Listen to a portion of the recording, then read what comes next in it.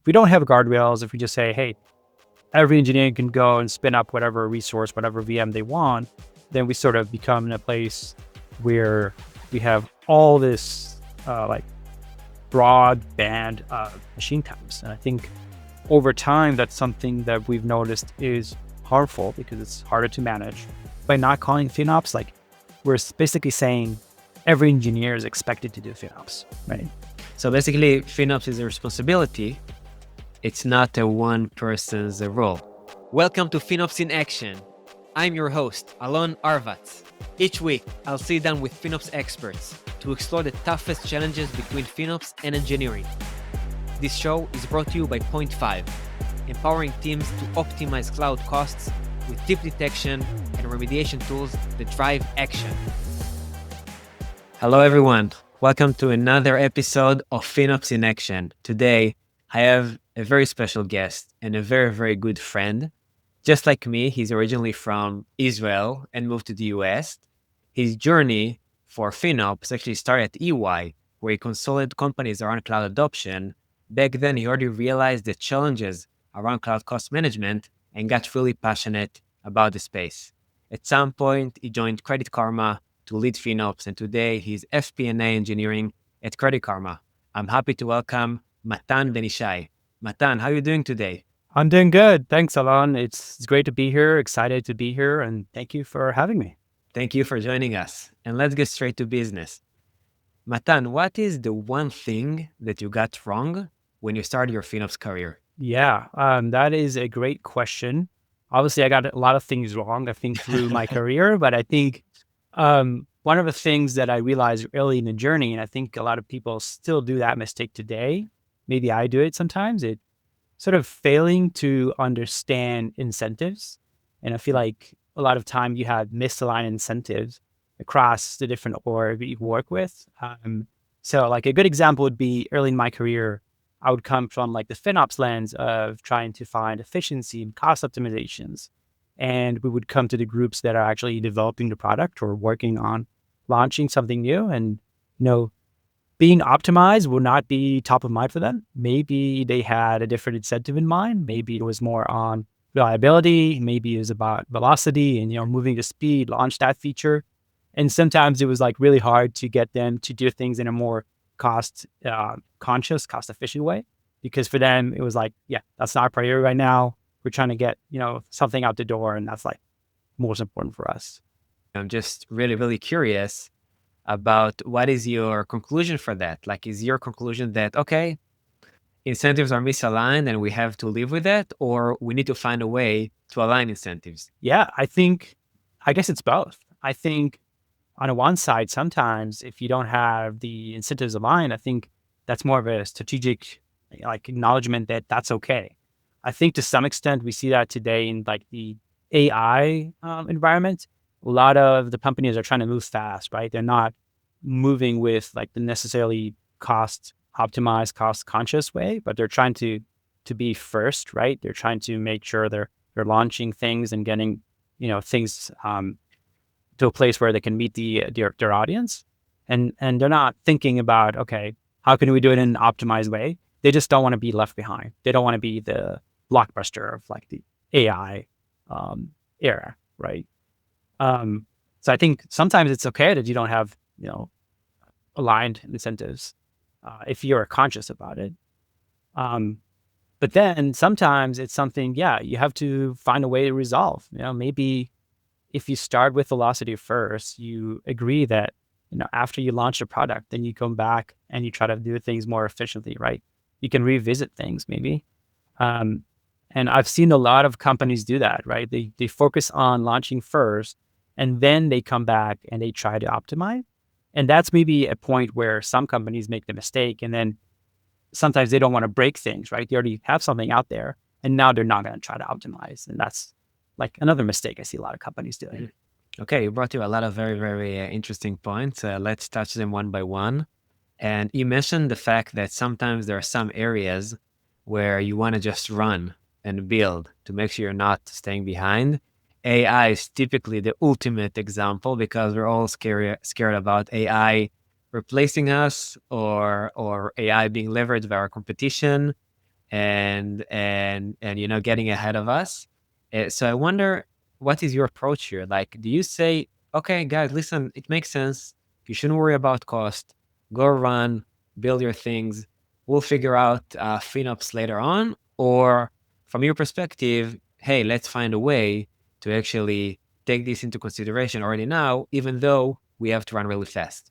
Yeah, that is a very good nuance because if you're doing your planning right, I think even if you want to move fast, right, you do some planning and you want to make sure you're doing that in a way that makes sense, right? So like you don't want to be fully speed without having some thought into, okay, what am I doing here? Is it sustainable from a cost perspective, from a resource perspective, right?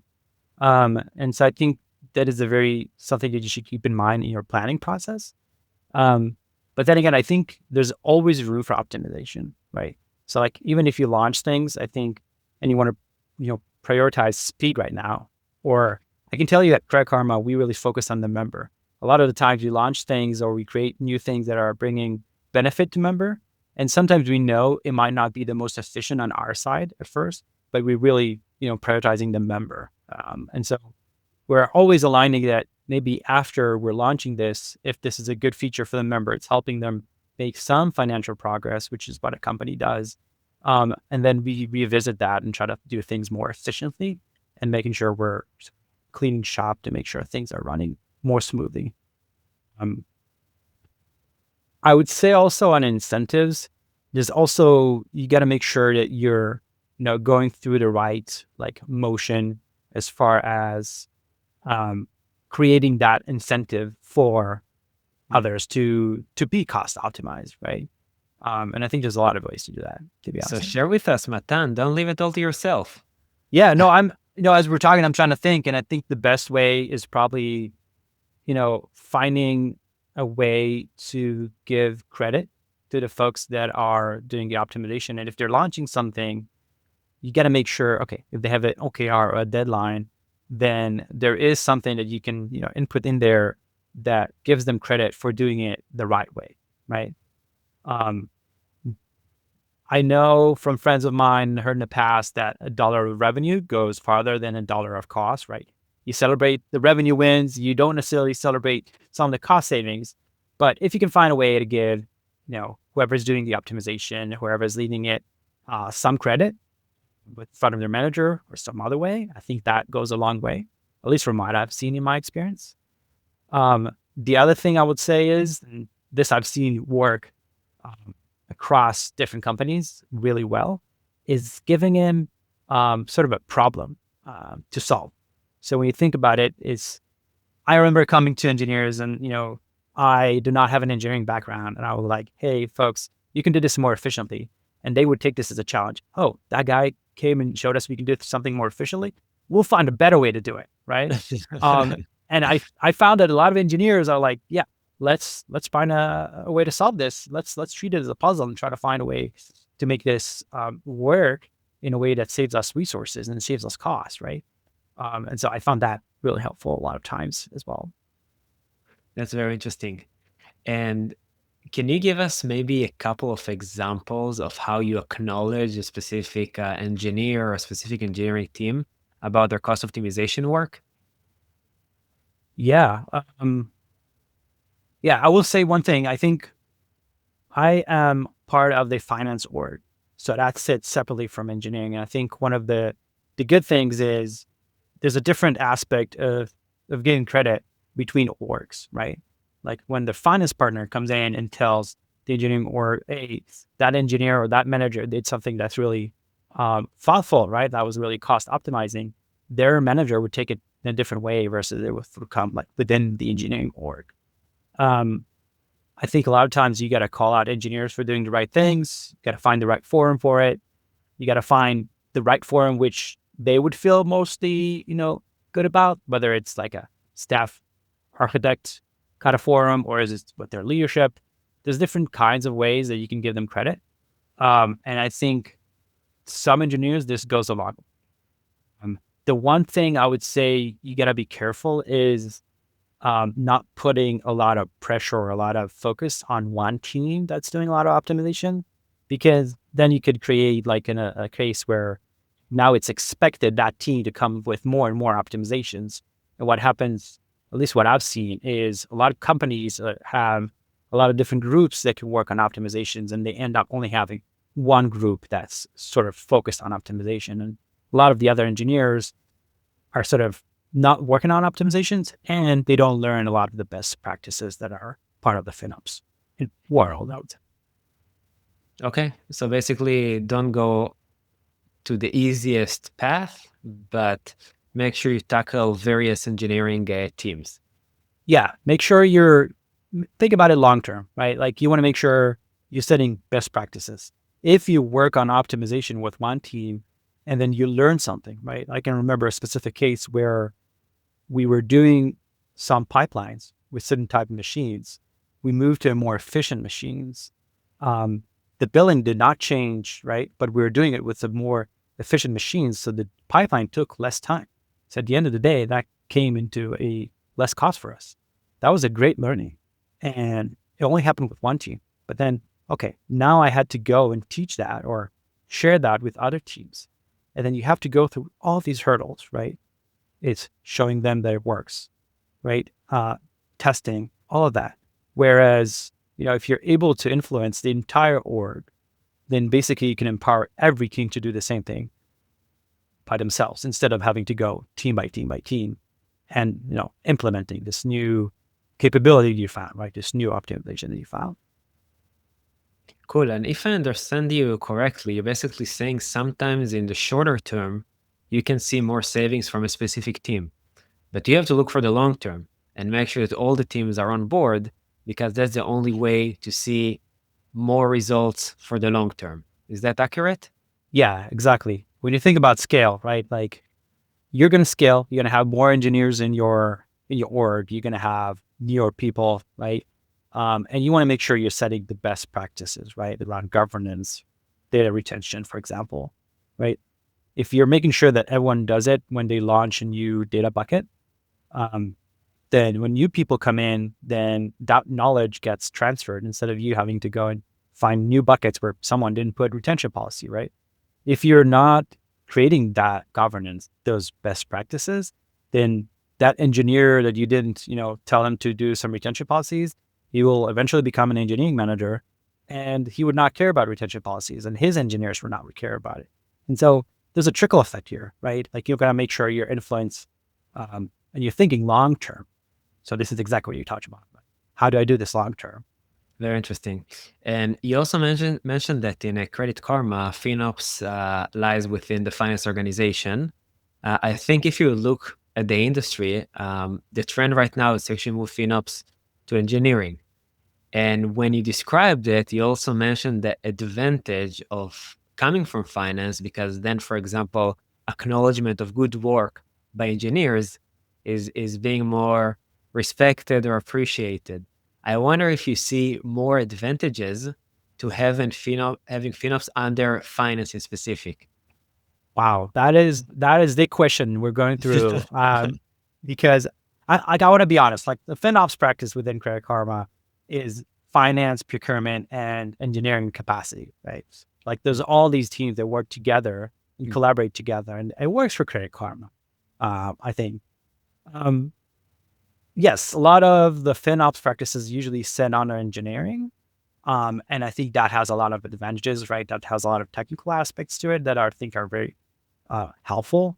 I think what works for Credit Karma specifically is we're able to influence things in a different way. So I think, yes, being part of the finance org allows me and my team to be more objective, to be more independent in our thinking as we work with engineering, right? So I would say there's a different perception. If there's some feedback coming within the engineering org, let's say the FinOps team sits under the engineering org, they find something to optimize, they surface it up, right, to their leadership. Maybe if it's not a priority for engineering, then, it's easy to shut that down.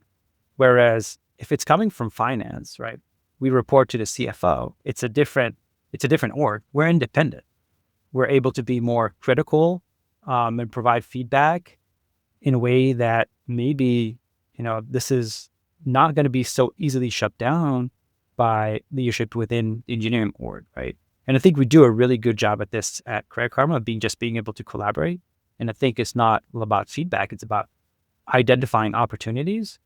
Um, and the other thing I would say about it, think from like a company standpoint, right? Like obviously you're managing a company, so the finance org might have more view into like bigger strategic aspects, right? And so that our ability to sort of help engineering navigate some of the cost challenges, some of the cost optimizations, um, it is probably bigger because we're able to see like the bigger picture, right? We're able to see the entire company's financials, where we know what our goals are, right? Where do we want to put more emphasis at this point? Is it revenue? Is it cost? Is it more engagement? Those kind of things. And we're able to translate that through the feedback and through how we work with engineering to help them focus on the right things at the right time. And in essence, what you're saying is that there is actually a healthy tension between the organizations. So it's not always about how do I make everyone aligned and on the same page and part of the same team. It's also how I can also create a certain healthy tension that will able to drive action and not to brush off cost initiatives. Yes, yes, it's definitely a healthy tension. But let me also caveat: there's some disadvantages to it. Obviously, a lot of companies have the FinOps under the engineering org because they're the ones that could also take action. What I feel like is something that, from a finance perspective, may be harder to do is taking action to some extent. So like we have to work with the capacity team for them to take action, right? So it goes back to the misaligned incentives. We have to find the right incentives to get them to act on it, because there's no way for us to tell them, hey, go do that, right? They don't have to listen to us. They don't report to us. And so obviously, with FinOps sort of being, I would say, partly in finance, there's an advantage, but also a big disadvantage. Okay, very interesting. And I'm also very curious about the fact that you're not calling it FinOps at Credit Karma. Is that an issue for your perspective? Do you have intention to try and name it FinOps, or it doesn't matter? Like it's all the same, whatever you'd call it. I think good question. We call it FinOps practice, but like there's not one team.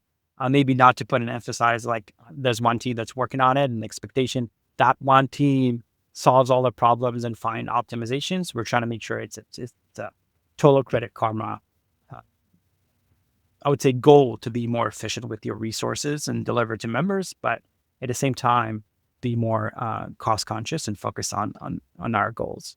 Um, to some extent, I think by not calling FinOps, like we're basically saying every engineer is expected to do FinOps, right? To some extent. Yeah. So basically, FinOps is a responsibility. It's not a one person's role. Exactly. We don't want to be, I think, in a place where we say,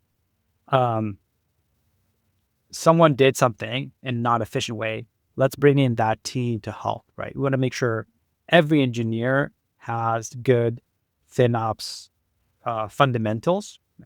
Someone, even a new engineer coming from either straight out of college or from a different company, we want to make sure they are aware of how we do things here, right? Like you cannot just create that new resource without going through the right channels and making sure you're detailed about your work. If you're opening a new again, data bucket, I go back to that example because I think it's something we struggled with before.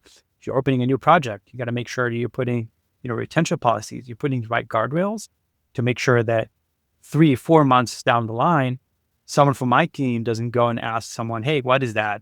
Do we even need that?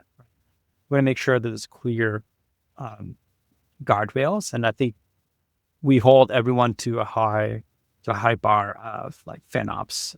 Interesting. And Matan, when you talk about guardrails, are you talking about guardrails to prevent waste, or are you talking about guardrails to prevent spending over a specific budget? What do you mean when you say guardrails? I think when I say guardrails, I'm more meaning like let's say you want to try open a new project, right? Guardrails would be use the machine type that we mostly use at Credit Karma, right? Because we're heavily using commitment use discounts, right? Which is GCP's CUD, the equivalent of RIs for AWS. So we want to make sure that we're, making that efficient. So we want to make sure people are launching things in the machines that are part of our fleet instead of just using like new machines. If we don't have guardrails, if we just say, hey, every engineer can go and spin up whatever resource, whatever VM they want, then we sort of become in a place where we have all this like broad band of machine types. And I think over time, that's something that we've noticed is harmful because it's harder to manage. You have to manage the commitments separately most of the times. And it's something that is sort of hard to control. And I will also say that, let's say it happened at a certain point, right? If you look 6 months down the line, look a year down the line, we often find ourselves looking at our fleet and then seeing some new machine type that maybe we didn't pick up because it was like so small, because someone created that a year ago. And now we're trying to figure out, okay, who created that? Why did they create that? Do they still need it? Right? You talk about waste from a resource, but this is like waste of time for us, right? Not just resource, right? Going back and trying to figure out things is like, if you were to think about it before, right, you could avoid that waste ahead of time, right? And then at that point, we were like, okay, we need a company, maybe like 0.5, maybe some of our internal tools to go and figure out, is this waste, right? And then how do we remove it? And that's such a good point that waste is not only cloud cost waste. Waste is also time of engineers, time of the FinOps practitioner. And when you build all the operations around cloud cost optimization, this is an important waste to take also into consideration. And Matan, I'm curious, do you feel that one day we'll be able to prevent all waste out there, or we'll always have to do some optimizations in the environment post-deployment? Yeah, that is a great question. I honestly don't know. We talk about a lot of AIs, right? Like there's a lot of talk about quantum computing and all that stuff. And maybe at a certain point, there's maybe a platform that's automated and helps you identify things before, to your point, they're being deployed. I would say, I don't know if that's today. Maybe that's something we're gonna go to, but for sure today, there's a lot of waste. And I think there's a lot of waste that people don't even realize, right? And maybe I'm touching on some things that 0.5 is doing, but a lot of the waste that I'm thinking is infrastructure. We're doing things in a certain way. We know it's not waste because we're doing it that way. It's cost efficient, but maybe there's a way outside of what we know to do it, right? It's more of like, how do you shift from one service to another in a way that it gets you the same thing, but yeah, maybe it's less costly to you, right? Those are what I would call a not so easy waste to some extent that you're not even aware of, right? I've heard before, like there's there's waste that you know of, right? And you're okay with, right? When you think about different things, like maybe let's say a backup region. Right? In essence, if you have a backup region you're not using as an active site, right? It's more passive, and you spin up the resources, then technically that's a waste, right? Because you're not using it, but it's something you're conscious about and you're okay with. The waste I would say it's not in my visibility at this point, is waste that is doing things a certain way. So for example, I mentioned the pipeline that we've optimized before, right?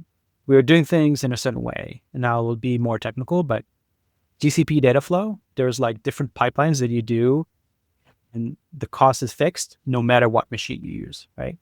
So there is no incentive for you to go with some of the cheaper machines.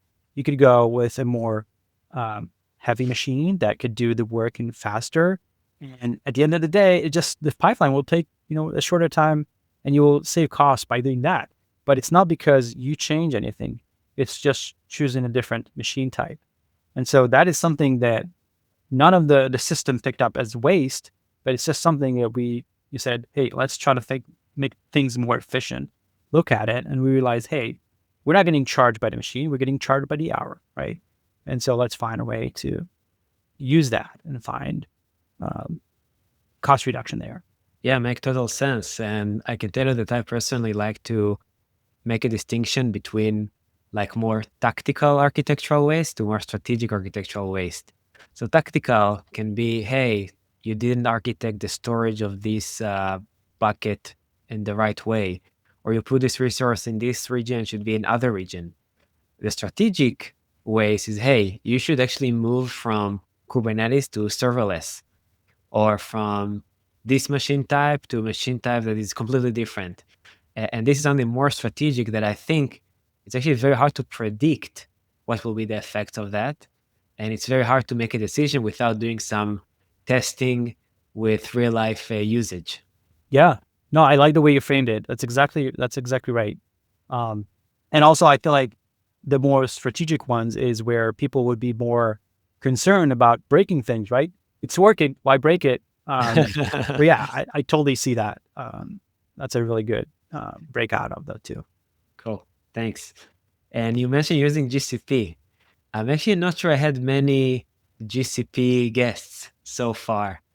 And I'm curious, how does it feel as someone that is part of the FinOps community? Do you feel that you get less support, or you have less resources because GCP has a smaller market share? My relationship with GCP is love-hate. I think I love what GCP is doing with visibility, giving you access and details. But it's exactly like you said. Yeah, the community is much smaller.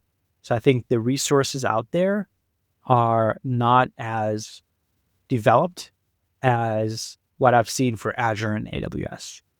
A lot of, I would say, the best practices are things that we sort of picked up along the way and we came up with ourselves internally. And I think from my knowledge in AWS, a lot of things have been external, right? What other companies are doing and being able to implement that. But I do think that, GCP is making a lot of strides towards being like AWS, right? And it's like being able to share and build the community. And I think GCP is also trying to do that like within, like internally. They're not trying to go outside. They have their own FinOps practice and they're trying to expand that and share some knowledge.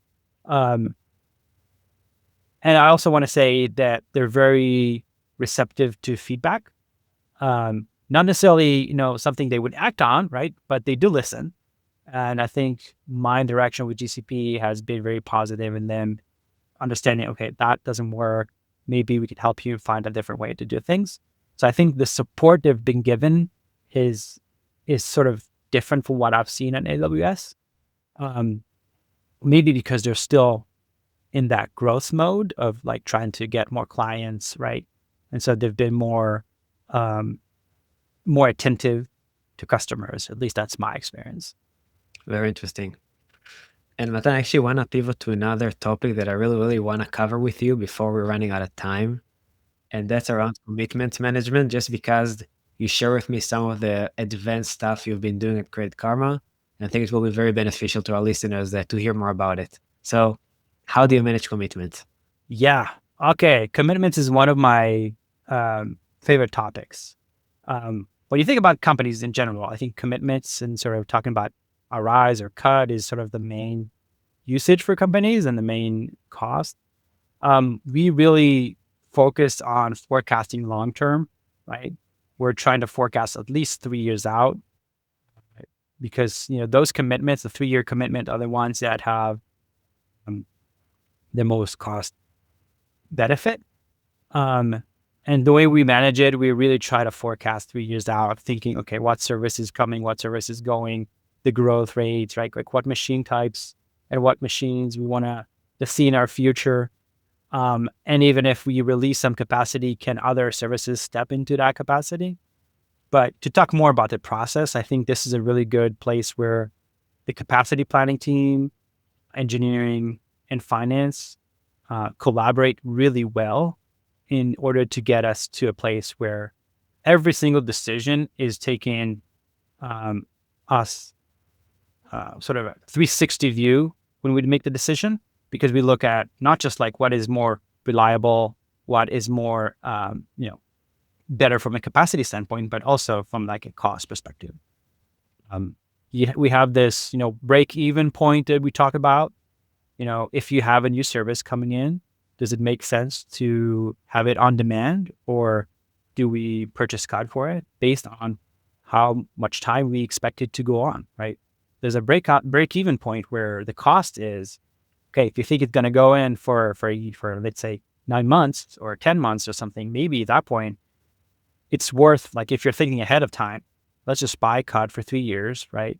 It's the same cost.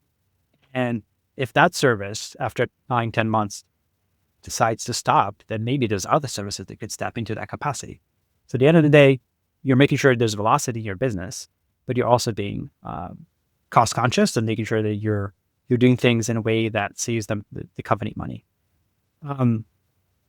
I think our practice around like the forecasting is really, I think it's really developed. I think there's always room for improvement, but I think we've really made a lot of strides with it, especially since I remember my old days, like back like 10 years ago, trying to figure out, okay, how much RIs we need to purchase to different companies that I was working with. Today, it is a much more advanced and to some extent a much more complicated environment. Understood. Okay, that's great. And I have one more question that will be, I think, an amazing segue to the personal part of the episode. And this is a question that we actually got from one of your colleagues in engineering.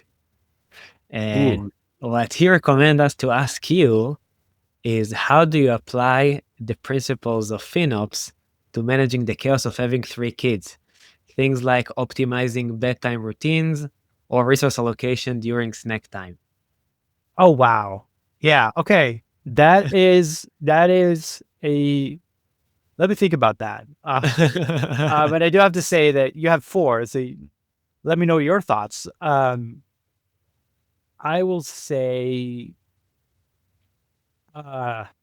efficiency for sure. Governance.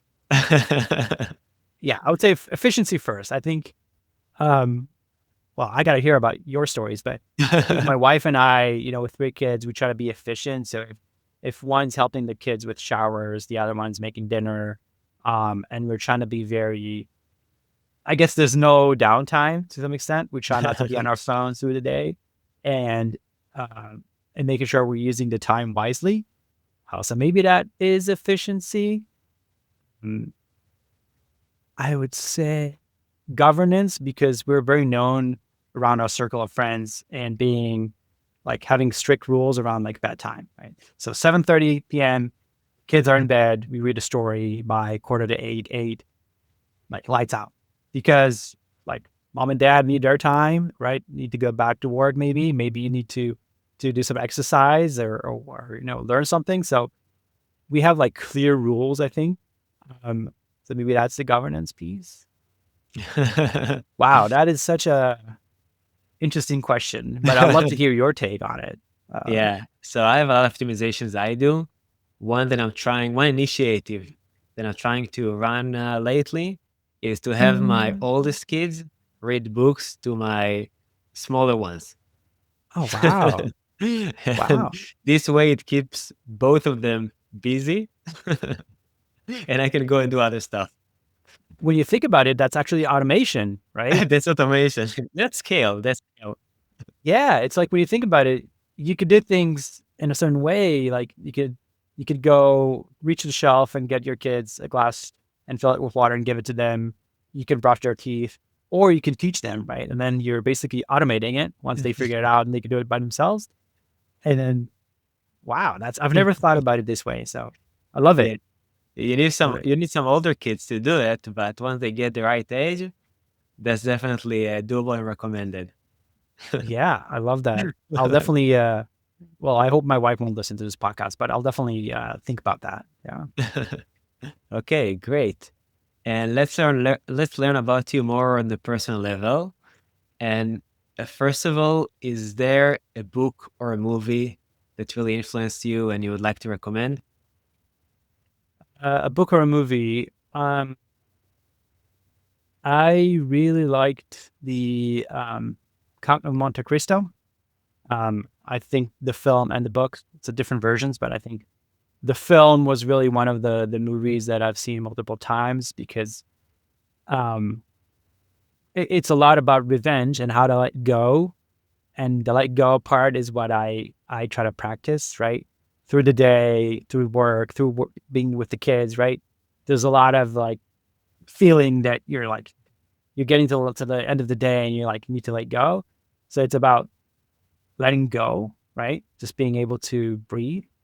So I think that's why that movie always resonated with me, right? Like being able to let go of like, okay, it doesn't matter how angry you are from different things, just try to move on and focus on life and the things that are important in life and not the things that have made you angry, right? Or pissed you off. So moving forward. Yeah, and that's an amazing message to any parent out there. Oh yeah, totally. Let it go. Let it go. They will grow. They will be fine. All good. Yeah, everything heals, or mostly everything heals. You'll be fine. Yes. Okay. And what do you like to do outside of work? Outside of work, so with the kids, we love to travel and do some hiking. I recently took on biking. If anyone is in the Bay Area and wants to go for a bike run, hit me up. Um, yeah, and then obviously keep learning. I think that's one of the things that I tell my kids all the time is never stop learning. Always try to find new things to learn and never stay in sort of your comfort zone. Always try to go and learn new things. It doesn't hurt, right? There's always an advantage of learning new things. I'm absolutely with you. Getting out of your comfort zone is one of the most important principles for growth. No doubt about it. Cool. Matan, I'm sure that all our listeners really enjoyed the conversation. I learned from you a lot. You shared tons of best practices and details and examples. And I'm sure they're all grateful. I'm personally very grateful. If they want to reach out and learn more from you, what is the best way to do that? Hit me up on LinkedIn. I'm happy to talk anything FinOps, cloud, engineering, everything you want to talk about, finance. So yeah, feel free to reach out. I'm trying to be as helpful as I can and connect with wherever I can just to learn more. So guys, you heard him. Hit him on LinkedIn and hit him hard and learn as much as you can because as you can see, he has amazing experience. Matan, thank you so much for joining us today. Thank you, Alon. It's been great. Enjoyed talking to you. So thank you. It was all my pleasure. I also want to take the opportunity to thank our listeners who are joining us every episode. I hope you learned something new. I hope you had some fun. Don't forget to tell about the podcast to your friends. Matan, thank you again for joining us. This has been another fascinating, fun episode of FinOps in Action. See you next time. That wraps up another episode of FinOps in Action. Thank you for joining. For show notes and more, please visit finopsinaction.com. This show is brought to you by Point 5, empowering teams to optimize cloud costs with deep detection and remediation tools that drive action.